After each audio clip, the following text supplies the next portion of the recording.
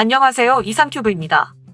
14일전 이홍게이자이 신문은 총리 취임 후 첫 해외 출장에 나서는 스가 총리가 방문지인 베트남에서 방위 장비품 수출에 관한 협정에 서명한다고 보도했습니다. 일본 정부는 현재 베트남과 말레이시아, 인도네시아, 인도 등 4개국에 방위 장비품 수출을 도모하기 위해 방위산업체 및 종합상사와 연계해 수출을 진행 중이며 이달 중 종합상사와 계약을 체결해 대상 4개국의 국방계획과 장비 조달 등에 관한 정보를 수집하여 수출 가능한 장비품 선정에 착수할 예정인데 다음 주로 예정된 스가 총리의 베트남과 인도네시아 방문에 맞춰 베트남과 방위 장비품 수출에 관한 협정에 서명할 것이라고 보도했습니다. 일본과 베트남이 체결할 협정의 명칭은 방위 장비 기술 이전 협정으로 이 협정은 일본에서 생산된 방위 장비를 수출하기 위한 법적인 지원을 위한 협정이라고 니케이는 설명했습니다. 그러나 수출할 방위 장비품은 베트남의 요청에 따라 검토하겠다고 밝혔으나 일본 측에서는 국산 초계기 P1과 수송기 C2를 팔고 싶어 한다고 니케이는 밝혔습니다. 또한 필리핀 수출이 확정된 미쓰비시 전기 레이더도 베트남에 수출할 수 있는 유력한 수출 장비품 후보인 것 같다고 덧붙였습니다. 일본의 스가 총리가 해외 출장의 첫 방문지로 베트남을 선택한 것은 흥미로운 내용이지만 궁금한 것은 아직 상세한 내용이 밝혀지지 않은 일본이 약속한 베트남으로의 군함 건조기술 이전에 관한 소식이었습니다.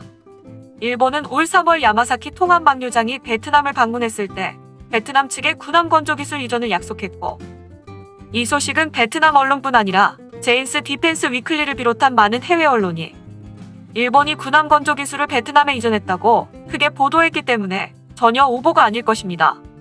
다만 일본 언론은 베트남 군함 건조기술 이전 사실을 보도하지 않았고 방위성이나 관련 기관도 베트남 측에 이전을 약속한 군함 건조 기술이 무엇인지에 대해서는 일절 설명하지 않고 있습니다.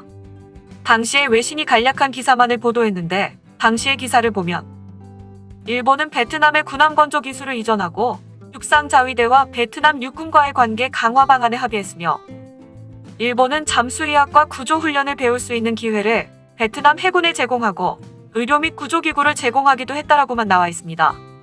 일본의 밀리터리 커뮤니티와 군사 전문가의 사이트를 가서 살펴봐도 이와 관련한 내용은 보이지 않았으며 오히려 이들도 특별히 숨길 문제가 아니므로 일본 국민에게 확실히 설명해 주었으면 하는 바람을 내비쳤습니다. 이런 상황에서 지난달 9월에는 일본의 미츠이 ENS 조선과 말레이시아 기업이 제휴하여 베트남 해군 함정 수주를 노린다는 해외 기사가 나왔습니다. 해외의 보도에 의하면 석유와 천연가스의 해상 생산 정비나 함정 건조를 주사업으로 하고 있는 말레이시아의 T7 글로벌은 일본의 해상자위대의 호위함을 건조하는 미츠이 ENS 조선과 제휴해 베트남 인민해군 및 연안경비대 전용의 함정 건조에 나설 예정으로 일본의 미츠이 ENS 조선과의 제휴 기간은 3년간이라고 보도했습니다. 이번 제휴는 상기에서 말했듯 올 3월 베트남 하노이를 방문한 야마사키 통합 막류장에 베트남군 총참모장 겸 국방차관인 황반잔 육군 상장과 회담했을 때 일본의 군함 건조기술 이전에 합의한 바 있어 이번 제휴는 미쓰이 ENS 조선이 T7 글로벌 측의 군함 건조기술을 이전해 베트남 인민해군 및 연안경비대용 함정을 건조한다는 줄거리일 수도 있습니다. 어느 쪽이든 말레이시아의 T7 글로벌은 군함의 설계나 건조 경험이 없기 때문에 일본의 미츠이 ENS 조선이 함정 기술을 T7 글로벌 측에 이전할 것은 틀림없을 것입니다. 문제가 있다면 베트남 인민해군의 함정과 장비 대부분은 옛 소련 또는 러시아에서 도입했기 때문에 설사 프리기탐이나 콜베탐을 수주하더라도 전자기기와 무기 같은 탑 제품을 어디서 조달할 것인가가 문제입니다. 일본의 레이더와 전자기기, 무기를 수출하는 방법도 있지만 일본 정부가 베트남과 말레이시아, 인도네시아, 인도의 수출을 상정하고 있는 방위 장비는 일본의 수송기나 레이더 등 비전력 무기로 한정하고 있어 말레이시아 기업을 통한 베트남 인민해군의 함정 수주는 탑 제품을 해외 시장에서 조달하기 위한 우회 수단일지도 모릅니다. 이런 상황에서 일본이 국산 초계기 P1과 수송기 C2를 수출하기 위해 베트남을 방문한다고 일본의 니케이 신문이 보도한 것입니다.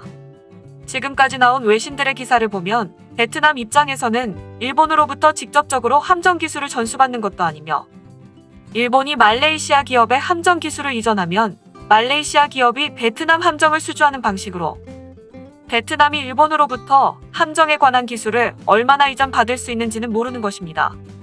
또한 일본산 무기는 비싸기로 유명하고 타국의 기술 이전을 하지 않기로 유명합니다. 2016년에 호주의 잠수함 사업에서 유리하게 전개되었던 일본의 수주가 실패한 원인 중에 하나가 호주로의 잠수함 기술 이전에 소극적이었던 것으로 알려졌습니다. 일본은 베트남과 방위 장비품 수출에 관한 협정을 맺고 자국산 무기의 수출을 촉진시키려 하고 있습니다. 이는 베트남이 일본과의 군사 협력을 통해 군사력을 증강시켜 중국을 견제하려는 생각과 맞닿아 있습니다.